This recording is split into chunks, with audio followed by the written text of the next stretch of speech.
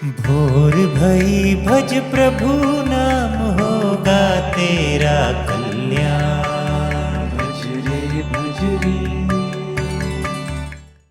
आइए सुनते हैं आज की कहानी। आज की कहानी है घंटे की आवाज में छिपा राक्षस। बहुत समय पहले की बात है। श्री पर्वत पर ब्रह्मपुर नाम का एक छोटा सा नगर था। वहां के लोगों में ये भ्रांति फैली हुई थी कि उस पर्वत शिखर पर घंटाकर्ण नामक एक राक्षस रहता है।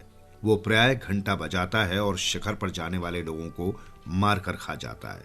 लेकिन वास्तविकता कुछ और ही थी। हुआ यूं कि एक बार ब्रह्मपुर के बाहर स्थित शिव मंदिर से एक चोर ने सोने का एक घंटा चुरा लिया।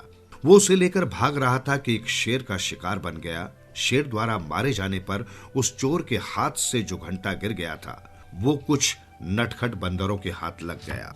वो घंटा उन बंदरों के मनोरंजन की वस्तु बन गई। वे उसे प्राय बजा देते थे, जिसे सुनकर नगरवासी भयभीत हो जाते थे। धीरे धीरे उस राक्षस के बारे में ऐसी अफवाह फैल गई कि लोग वो स्थान छोड़ छोड़ कर जाने लगे। राजा को ये बात पता चली तो उसने घोषणा करवा दी कि जो व्यक्ति उस घंटाकर्ण को जिंदा या मुर्दा उसके पास लाएगा उसे ढेरों पुरस्कार दिया जाएगा। ब्रह्मपुर नगर में कराला नामक एक बुद्धिमान स्त्री भी रहती थी। जब उसने राजा की घोषणा सुनी तो इस समस्या का समाधान ढूंढने में लग गई। उसने ध्यान दिया कि घंटा समय असमय कभी भी बज उठता है। भला राक्षस को क्या पड़ी है जो इस तरह घंटा बजाए। कराला समझ गई इसमें अवश्य ही कोई रहस्य है। ये कार्य किसी राक्षस या मनुष्य का कभी नहीं हो सकता। अतः उसने इस रहस्य से पर्दा उठाने का निर्णय कर लिया। एक दिन कराला चुपचाप उस पर्वत शिखर की ओर चली गई। वहां उसने देखा कि उस घंटे को कई बंदर बारी बारी से बजा रहे थे। ये देखकर कराला सीधी राजा के पास पहुंचकर बोली, महाराज की जय हो। मैंने उस राक्षस का पता लगा लिया है। मैं उसको अपने वश में भी कर सकती हूँ।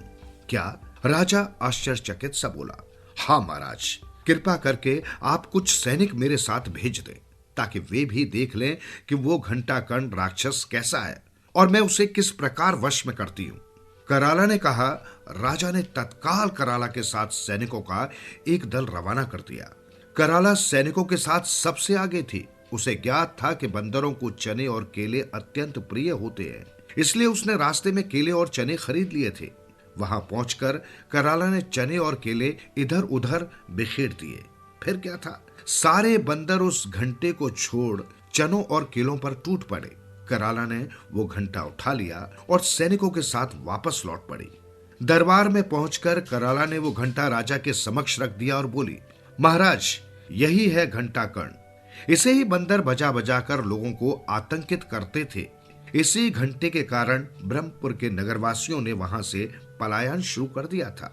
कराला की सूझबूझ और साहस के लिए राजा ने अपनी घोषणा के अनुसार उसे बहुत सा धन देकर विदा किया। जीवन सुधरेगा, प्राणी होगा तेरा उद्धार। मन के द्वार खुलेंगे,